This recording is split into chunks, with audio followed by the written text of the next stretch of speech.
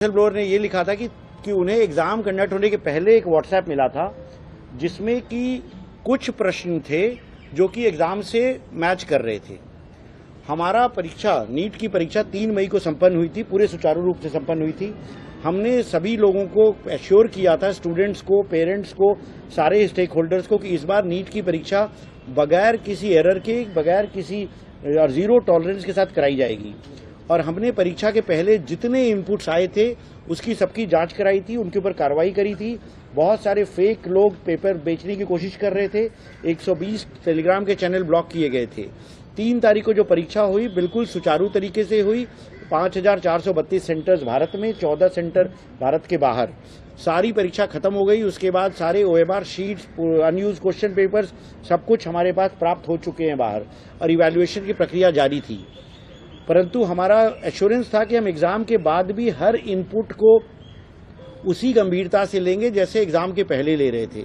7 की रात को जब ये मैसेज आया कि एक व्हाट्सएप मैसेज पे कुछ PDF फ्लोट कर रहे थे जिसमें कुछ प्रश्न मिल रहे थे, तो हमारा काम 2 था। पहले तो ये वेरीफाई करें कि क्या वह जो एलिगेशन है कि उसमें जो प्रश्न है क्या वह हमारे प्रश्न पत्र से मैच करते हैं, और नंबर 2 क्या वह PDF किसी भी तरह से 3 मई के पहले, एग्जाम के पहले उपलब्ध था किसी भी व्यक्ति को। तो जब हमने उसकी जांच कराई लॉ एनफोर्समेंट एजेंसीज से, तब ये पाया गया कि कुछ प्रश्न उसमें से मैच कर रहे थे जो हमारे प्रश्न पत्र थे। और जो पुलिस का इन्वेस्टिगेशन था उसमें भी यह प्राप्त हुआ कि 2 तारीख को और 1 तारीख को कुछ लोगों के फोन पे वो PDF मौजूद था।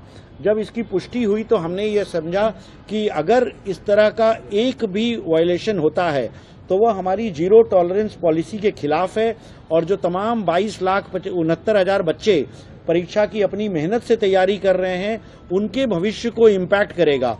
अगर कोई इस तरह से चोरी करके परीक्षा देगा तो वह उनके लिए फेयर नहीं है जो अपने मेहनत से पढ़ाई कर रहे हैं। तो उनके हित में ध्यान रखते हुए हमने यह एक कड़ा निर्णय लिया कि हम यह संदेश दे सकें हर उस क्रिमिनल को, हर उस स्कैमस्टर्स को, हर उस फ्रॉडिये को, कि अगर आप इस तरह के काम करेंगे तो उसको NTA सरकार बर्दाश्त नहीं करेगी। हमने इस मैटर को CBI को इंक्वायरी को दिया है, और हम इस तरह के जितने लोग खुराफात किए हैं उनको पकड़ेंगे, उनको जेल भेजेंगे, ताकि बच्चों का भविष्य किसी भी प्रकार से एडवर्सली प्रभावित न हो। इसके साथ ही हमने यह भी कहा कि बच्चों के लिए हम दोबारा परीक्षा कराएंगे जो कि एकदम फेयर तरीके से होगी, जिसमें किसी भी तरह की अनियमितता नहीं होगी। तीसरा, हमने NTA के ऊपर जिम्मेदारी लेते हुए यह भी निर्णय लिया कि हम जो अगली परीक्षा दोबारा कराएंगे उसके लिए कोई एडिशनल फीस नहीं चार्ज करेंगे, और न ही सिर्फ वह, चूंकि बच्चों को दोबारा आना पड़ रहा है परीक्षा देने के लिए, हमने जो पहली बार जो परीक्षा कराई थी उसके लिए जो फीस ली थी उसको भी हम रिफंड करेंगे, ताकि NTA अपनी जिम्मेदारी को समझे। और हमने सारी जो इन्फॉर्मेशन है वह CBI को उपलब्ध करा रहे हैं, ताकि CBI जो भी व्यक्ति हो उसको ढूंढे, उसको जेल भेजे, उसको